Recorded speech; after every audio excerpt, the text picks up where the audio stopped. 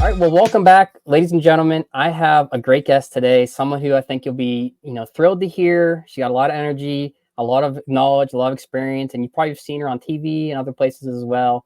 Fitz Kohler, Fitzness is her website as well, and we'll be sure to have all of her links and her books and everything in there, her clothing line, everything she has to offer. But Fitz, thank you for coming on the show today. Thank you for having me, Joe. And most importantly, I'd like to start by thanking you for your contributions. My favorite thing on earth is freedom in my country and those who have protected it. So I appreciate you and all of your listeners. Or literally, there's nothing I regard more than freedom. So thank you. It's a pleasure. Thank you very much. I do appreciate that, and that is evident in some of your shirts and things you have to offer on your clothing line. It's pretty cool looking at those as well. So that's just so you know that I call it the Fitzness flag, but it's also a running flag, whatever. But it's the red stripes, our little red sneakers, and the stars are my little microphones. And so Colombia has done it with the fish for a long time, and I kept thinking, golly, I'd like to do that. And so it's been very well received so far. Awesome. Well, I love it, and it's one of the main reasons I wanted to have you on here today. But let's get started. Can you just tell us a little bit about yourself, who you are, what you do? Yeah. So the most important thing I am is a fitness expert. I have a master's in exercise and sports sciences. I've been teaching around the globe for decades, mostly via mass media. So TV, radio, books, magazines. I do a ton of keynote corporate presentations. And my mission there is to help people live better and longer by making fitness understandable, attainable, and fun. It's not rocket science, and I like to boil it down. But before I boil it, the hows down, it's the why. And, I know we're going to talk about the why, but I not only believe, but it's evidence-based that if you pursue nutrition and exercise, quality sleep, you remove the cranky people, every aspect of your life, from your physical health, your mental health, your social status, your professional status, everything will be enhanced if you just take care of yourself. And so like to do that. I'm also a professional race announcer. So I man the start and finish lines of some of the largest and rowdiest running events in America, from Big Sur Marathon to Gasparilla, Fargo Marathon, Buffalo. And I love connecting with those folks because they're doing the things I want them to do. They showed up and said, hey, I'm going to exercise today. And my job is to make sure everybody feels welcome, wanted, and congratulated, whether they finish first or last. And then I'm an author. I have multiple books out. The most recent 3 is a cancer comeback series. And, health, it matters more than ever when you are diagnosed with something catastrophic like cancer. And so these books are there to guide cancer patients and survivors on how to weaponize exercise and nutrition and complementary care to not only get themselves to reach remission, which is the big goal, but then also to prevent recurrences and then just get back to vibrancy and health. So that's who I am. That's what I do. And it's really amazing. I mean, I do have a fitness exercise science background as well. When things kind of kicked off with 9/11, I joined the service and kind of shifted my career path after that. It was interesting, and it was a true passion. I did my internship at Duquesne University in Pittsburgh, working with what we called the Olympic sports, right? The basketball, the soccer, and so on. And so it is something that I've tried to stay focused on throughout my career. And in the military, as you know, we are tested at least twice a year for our fitness and our health. But it is a challenge. It is a challenge to still stay fit, to eat healthy, especially with everything, the missions and everything else you got going on. Making the right choices is tough. What kind of brought you toward that way? Did you grow up this way, with your schooling, or what was it that kind of pushed you toward fitness from the beginning? Yeah, so I grew up in an athletic family. My older siblings were elite soccer players, elite at football. They were great. I played all the sports, and I wasn't very good at anything. I rode the bench a lot, or I got cut a lot, but I was still out there being active. And then I blew my knee out playing soccer, and I went to physical therapy before and after my surgery. And before releasing me, the PT told my mom, he said, you need to get her a gym membership or she's going to re-injure this knee if she doesn't keep pursuing strength training. So my mom lied. She Mm. got me membership at Spa Lady. She said I was 16. I was only 14 at the time. And so not only was I lifting, but I started taking classes. I thought that was really fun. I was working at Cinnabon at the time. Well, And thankfully, my manager was super mean. So I applied at the gym. And it's so funny. I applied on a Tuesday. I wasn't even 15 yet. And the manager goes, can you teach classes? And I was like, I'm willing to give it a go. Can you teach one on Friday? And I said, sure. And so thankfully I'm a gamer because I right. just, I said yes and then figured it out. And that class went pretty good. And from there I started teaching. What I found is this was the place and within physical fitness that I was talented. I was really a good instructor and I love connecting with people. And I just really fell in love with the fitness thing. Now, of note, I thought I might join the military. Excuse me. And I took the ASVAB and I just was kind of leaning in that direction because I love the country so much.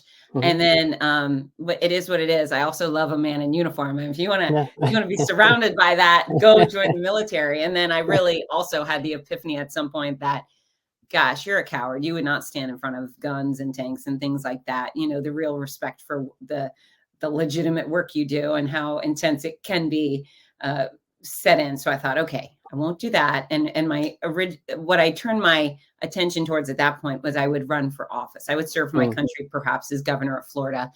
And that was actually my game plan until recently. I mean, politics are just so ugly. Yeah. And I just don't think I'm cut out for such a hateful environment. The fact that, the second you put one letter next to your name, that's it. You're garbage to half the country. So I truly feel so powerful within the private sector with not only, helping cancer patients. I have a large school running program and I do so much work that I think is of service to America. So I've given that up. But anyways, I was teaching fitness, went to University of Florida, taught fitness there. I taught on a cruise ship overseas. I taught on television during college. And, that really solidified that, hey, this is what you should be doing for the rest of your life. And I ended up getting the master's degree because I thought, well, if I'm going to do this, I might as well know as much as possible so I don't hurt people's lungs and their hearts or their joints and all these important body parts. So yeah, my career kind of evolved, but yeah, it started when I was about 14. I'm so grateful for that. Yeah, it's an amazing story. And truthfully, I know you said you thought about running for office and how ugly it is, but I can imagine the number of lives you've impacted and changed for the better doing what you do possibly would outdo the political side, because you know how it goes. Like you just said, like half the country hates you or half your state hates you if you have a certain letter in front of your name. And that's tough. It is tough to do that, because especially since there's a lot of good people who could do a lot of great things. Yeah. But do you really want to get dragged through the mud? That's politics? Right. Yeah, still on my list. I would like to serve on a quality president's council of physical fitness, sports, and nutrition. And so there's certain administrations much like we were just saying, I don't want to be associated with certain things. And then, someone who truly loves America and loves the people enough to be concerned about their health and so forth. I'd be down to serve in that regard. So maybe that'll happen. We'll see. Yeah. Well, I kind of want to kind of turn this conversation a little bit. Maybe it's a little bit selfish on my end because I'm retiring here shortly, and the older I get and the more things hurt, and I don't have to be tested every couple months on my fitness. Even though I have a lifetime of training and enjoying and playing sports, there's a part of me that is like, all right, just stop, and enjoy. But I have 3 young daughters who play soccer in high school, and one of them does gymnastics. And I see your story. You went through cancer, you fought through cancer. There's a lot of people who may have just given up and said, all right, I'm just going to stick with what I have, and not continue to do things to make me healthier or enjoy life. Can you talk to me about what got you through cancer treatment and where you are now? Well, you impact a bunch there. So for starters, when you join the military, you're dealing with Uncle Sam's standards, right? They're mandatory. Yeah. And then at some point where you are right now is you have to have some personal standards. Look around. You'll see people that you want to emulate and then see people you don't want to be. anything like. And so you got to start deciding who you want to be. And that's always the most important step in anybody's game plan is, who do I want to be, right? Do I want to be an active granddad? Do I want to be able to shoot hoops in my 60s? Do I want to be able to play golf and dance in my 80s? Or do I want to be bedridden or stuck on the couch? Do I want diseases? Do I want to lose toes because I became a type 2 diabetic? I gained a lot of weight and so forth. So, it's who I want to be and who I don't want to be. And then you just start moving in the direction of that person you want to be. And it's not about competing with anybody else or comparing yourself. It's that best version of you, ideally. And I certainly think it's tragic when people just throw their hands up, because life is short. We only get one. Nothing brings that into laser focus like cancer. Cancer is a real great support system mentally. It tells you, okay, these are your priorities. And health, I want to feel good. Feeling good. Pain is a real great motivator. And so if you've ever had pain, whether it's an aching back or a stiff neck, that motivates you to start moving and maybe strength training or stretching and so forth. I wanted to feel good. I would like my body to perform well. I'm I wouldn't say necessarily an adrenaline junkie at all costs, but I'm a fun junkie. I'm a joy addict. I want to be able to go play, play by myself, play with my dogs, play with my people. When you have kids, it's interesting how many people, they use your kids as an excuse. They say, well, I can't exercise. I have kids. I can't eat healthy. I have kids. And I think garbage. You have to eat right and exercise because you have kids. You've brought humans into this world who rely on you, not only for financial support, but they're going to need your guidance and love as long as they can get it. And so if you are reckless with your own health, you are being reckless with their parent. And so, as soon as you become a parent, your commitment to health and fitness should be exaggerated. Now with cancer tears you up. I mean, not everybody has the same experience. I was dragged behind a horse for 15 months. I had 15 months of chemo.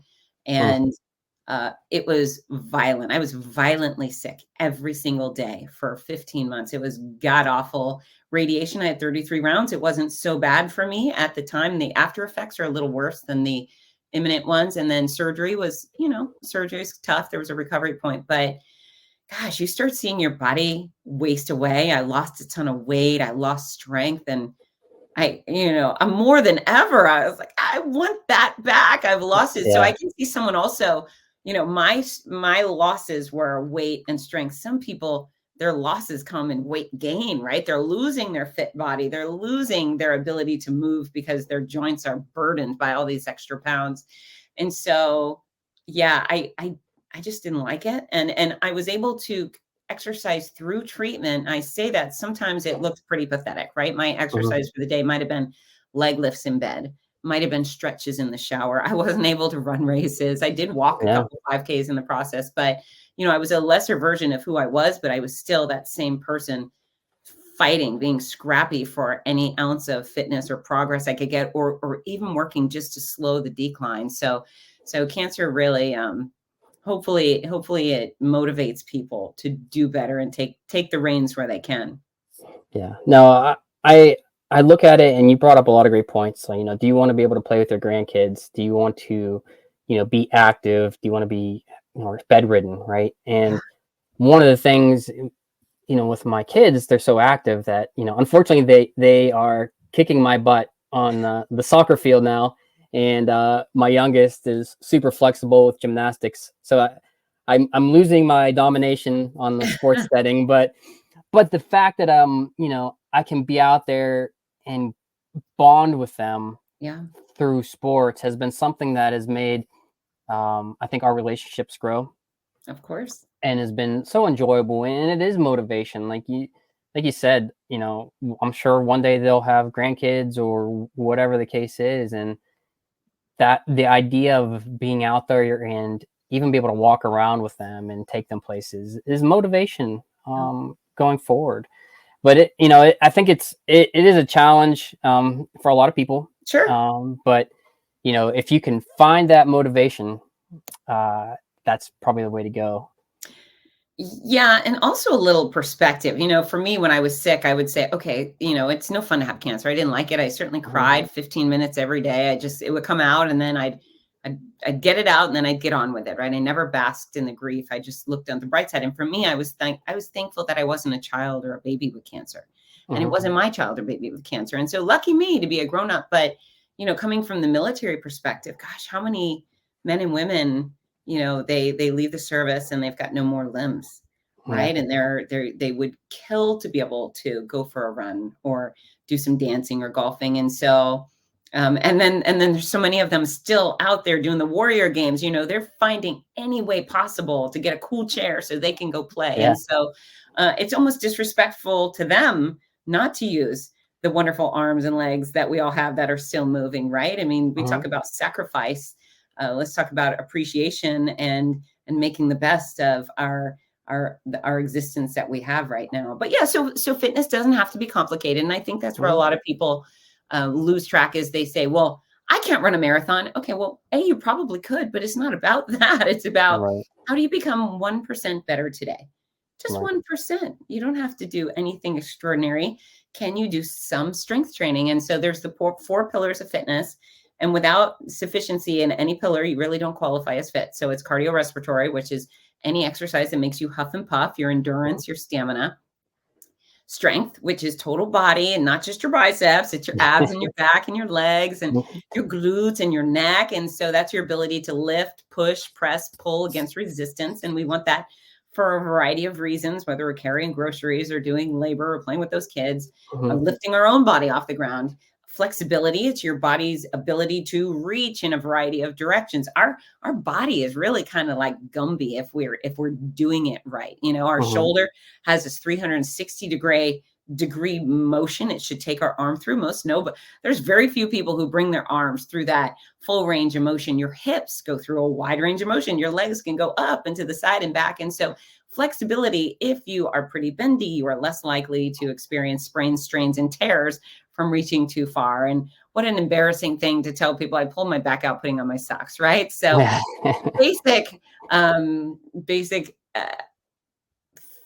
flexibility is a pretty good thing. Going beyond is even better. And then the last pillar is balance. And balance is, you know, we train for balance so we don't fall down.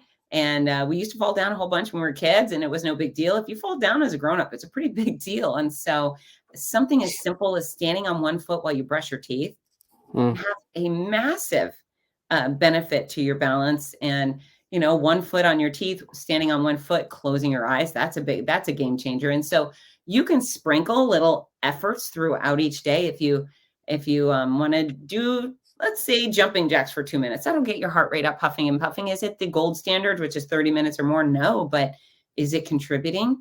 Yes. Could you drop down and do a minute's worth of push-ups? Yes, that will make you stronger. A minute's worth of lunges here and there. Yes, that will benefit you. And then the same thing, stretching you can do all day. I actually, my best stretches is when my dogs go potty. I let them out and then I hit the floor and I stretch every single time. So it's routine for me. I don't even have another option. It's just, I let them out, I stretch, and they have to go potty 8 times a day. And then balance training, I just build in. Sometimes at the gym, and sometimes it's just while cooking dinner. I stand on 1 foot like a weirdo, but it works. No.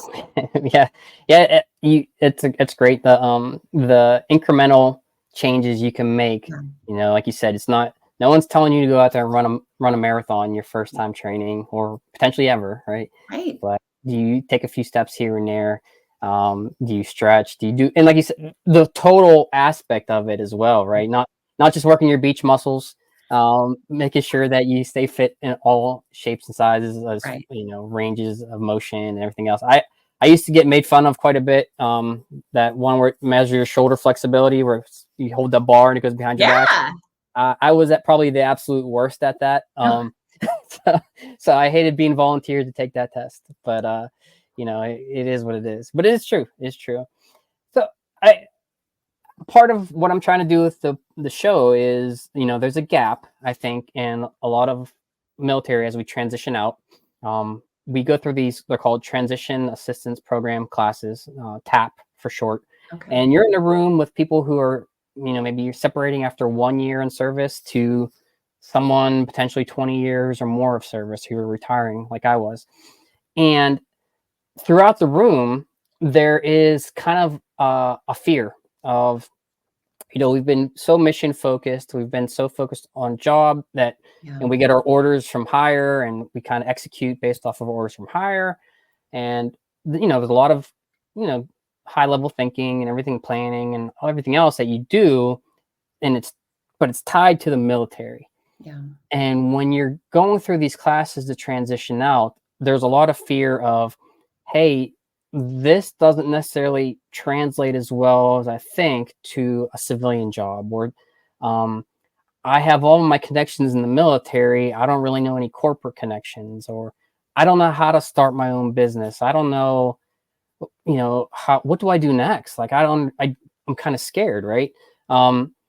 As an entrepreneur, how did you start off and kind of build your business and go out there and make things happen for yourself, overcoming any fears in business or anything like that? Yeah. So, and it's interesting, and it's very sweet that we would think of our military as being afraid of something in the private sector, where you guys have these real legit scary things. So I would start with perspective. Unless you went to law enforcement, right? There's rarely any guns or bombs involved in the everyday life. So it's important to earn a living and earn your keep. Hopefully, if you have a retirement, that gives you a little bit of flexibility, right? Because there's income coming in. But I think the most important thing is to know that, well, there's a couple important things.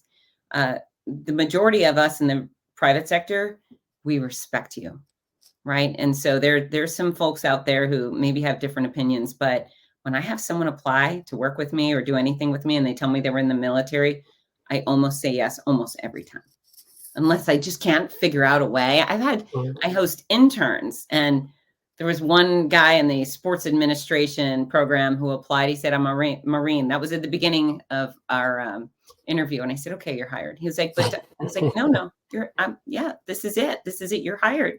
Yeah, I get it. You're probably better than I'll ever be because of your service. So know that, you should walk tall when you walk into any sort of interview if you're applying for a job. And maybe perhaps you don't have the specific skills that the employees in that company are using, but we know that you know how to learn. We know that you're disciplined. We know that you're going to show up on time, and you're probably going to stay late, and you're going to be able to tolerate an immense amount of pressure. And so those are things you should point out if you're interviewing. These are the skills I bring to the table. Funny, when I interview people, sometimes they say, well, I'm a really good communicator. I like people. Okay, well, that's not a skill. It's not a skill. I mean, it's nice to be charismatic, but you know what your skills are, and discipline and timeliness and the ability to learn and stick-to-itness. Go there. And then as far as building your own company, I highly recommend. I probably would have been what do we say, court-martialed or something for being an a-hole, because I'm not very good at taking orders. So for a variety of reasons, I probably took the right turn. But I am a CEO, and I like to play by my own rules. And so that really works for me. But I've done it because I'm so passionate about fitness. There was really no job I could have applied for that would have satisfied my skill set and my interests. And so if you're going to build your business, think about what you love. What would you do for fun? If you say, I love surfing and I love cats, okay, maybe you're going to create the very first surf camp for cats and their owners, right? You and Taylor Swift are going to be out there on a surfboard doing your thing. But yeah, combine your passions and then start small. Maybe you have a consistent side hustle. The fear of starting a business is, how do I pay my bills, right? Right. Maybe you have something stable, and then you slowly build your Purple Mohawk business, or you're designing underwear, or whatever it is. Just do it on the side, and then ask for guidance from people who are experts. And so I really, because of my experience and my expertise, I've not really had to ask anybody on exercise support, but I have had to ask for legal guidance from friends, family, someone I admire in the business. How do I deal with this legal issue? How do I get incorporated? How do I file a trademark? And so there's people that will support you. And really, it's kind of flattering when someone reaches out and says, hey, I admire you, and I think you're smart. Can you share some guidance? All of a sudden, that person wants to take you under their wing and be your hero. And so yeah, do what you love. You've served, right? So now make the rest of your career wonderful, something else that you enjoy that will make you happy every day. And don't be afraid of asking for money. I don't think it's greedy. I think it's noble to earn your own living, pay your own bills, and when you have spending cash, all of a sudden you're supporting other business owners and employees and tipping generously. And so don't ever be embarrassed about working hard to earn a fantastic living. You should. No problem with that. Right. That's great advice, and you put it in good perspective, right? Like we've deployed, we've led in some cases battalions of 4,000 people, yet we're nervous to apply as a manager for maybe a 20-person company, Yeah. and like, oh, I don't know if I can do it, but it is scary for a lot of us. But I think that perspective that you give is spot on. There is something I wanted to talk to you about as well. Selfishly, again, as I have 3 daughters, luckily they're very active. Yeah. But your morning mile, Yeah. for the kids, and it's been implemented in several states. Can you talk about that? Yeah, so the Morning Mile is a before school walking running program that invites every child at the school and their family and the faculty to participate every day of the school year. And so I created that 15 years ago now. It's in, I think, 20 something states. It's in several countries. Japan, it was on a military base in Japan, which I'm very proud of. But yeah, it's an opportunity for them to start each day in an active way with fun, music, and friends. We offer a wonderful system of rewards that keeps the kids highly motivated. Because we invite parents to participate with their kids, we always have enough chaperones. And when my whole career is focused on mass impact. So I left the private training thing decades ago because it just wasn't satisfying. Once I got on TV and I started helping strangers, I thought, yes, that's my direction. And so there are some other youth running programs that say only girls, right? Only girls. We're going to take 12 girls. It costs a lot. We're going to only focus on them, or only boys, or only this age. I want everybody to be able to walk and run. They just do circles. We play music. It's a fun environment. We keep track of those laps, and then the kids get these cool rewards that just keep them coming back. So some of my morning mile programs have 100 to 400 people out on the field each morning. Yeah. And we have tons of success stories, not only weight loss for parents, some youth weight loss stories, which is nice. Some kids are now capable of getting into athletics because they have more confidence, more endurance. The teachers love it because the kids are at school on time because they came way early to do the morning mile. So they naturally arrive at class. They arrive at class and they've got rid of their youthful willies.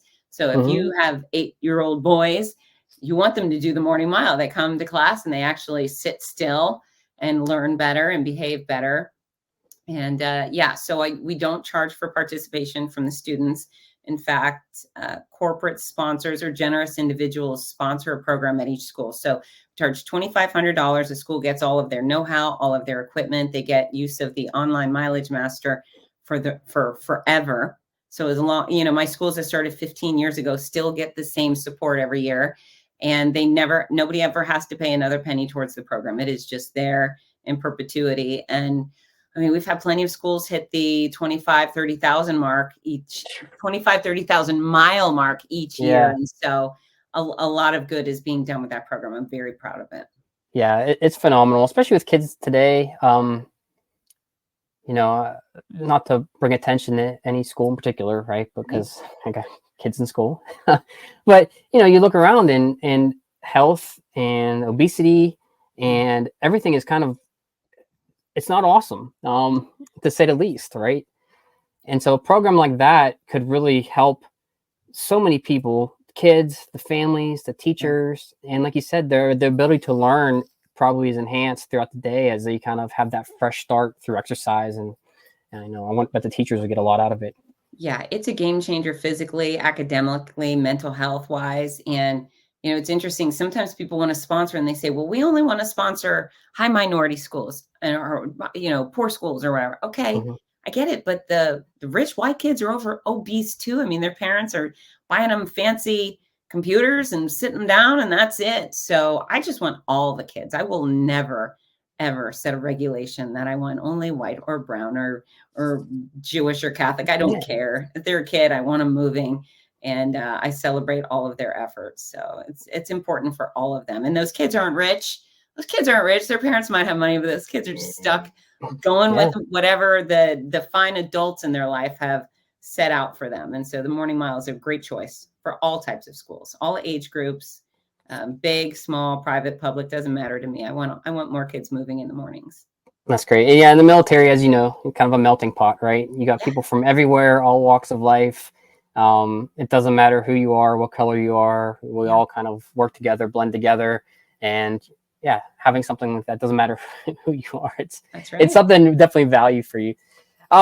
So is there any, kind of as we kind of wrap up here shortly, is there anything you can share about any sneak peek at any projects you have working on going forward, or any big events you'll be attending? And if you can't share, I got it, but if there's anything out there. No. I mean, my annual calendar is always really full. I haven't released the fall calendar yet, but I think last year's fall calendar is still up on my race announcing schedule. And that's a great way. If anyone would like to come find me in person, get a hug, especially at a race, Fitzness.com is the home base for everything. It's FITZ as in zebra, NESS.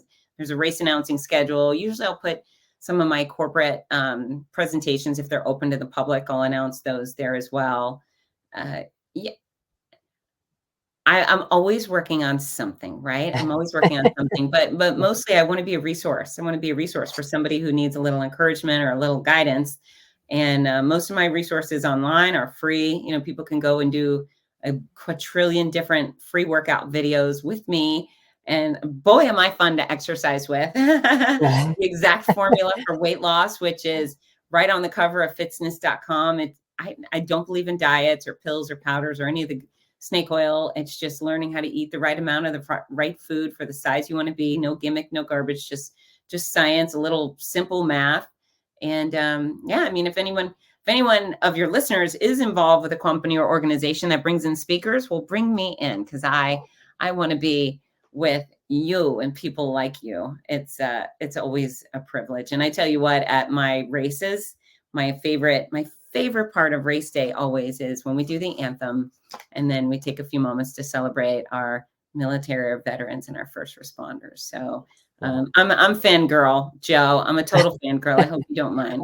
No, I would have. I'm having you on for this reason. I mean, so I'm not important, but yes, you are. But I have the job that I had the last couple of years was assigning doctors and like healthcare administrators to various locations all over the world, right? I was a career manager. Okay. So I by just nature of the job, I've met and know people at all the places. And so my hope is with this episode and others like that, people all over the military are seeing this. And so when you have, we have our installation runs or our unit runs, or even guest speakers that talk about health and fitness, that people see this, and whether it's implementing your morning mile or learning your story and inviting you to come to be a guest speaker or a keynote speaker for any of these things, that's really my goal with this. And so, when I saw you and I reached out to have you on, that's kind of my intent. You're such a positive person, and your love for your country and the military is very evident. So thank you for all you do. Thank you for being a motivation to not just, military, not just women, because you're targeted toward men and women. Yeah. And your clothing line even has the same, right? Like, yeah, of course. And so I think having you on was something I really wanted to do, and I hope the message gets out to as many people as possible. So thank you, Fitz. I truly mean it. Yeah, thank you for having me. And like I said, total fangirl. It's a privilege, Joe. Great. Well, thank you very much.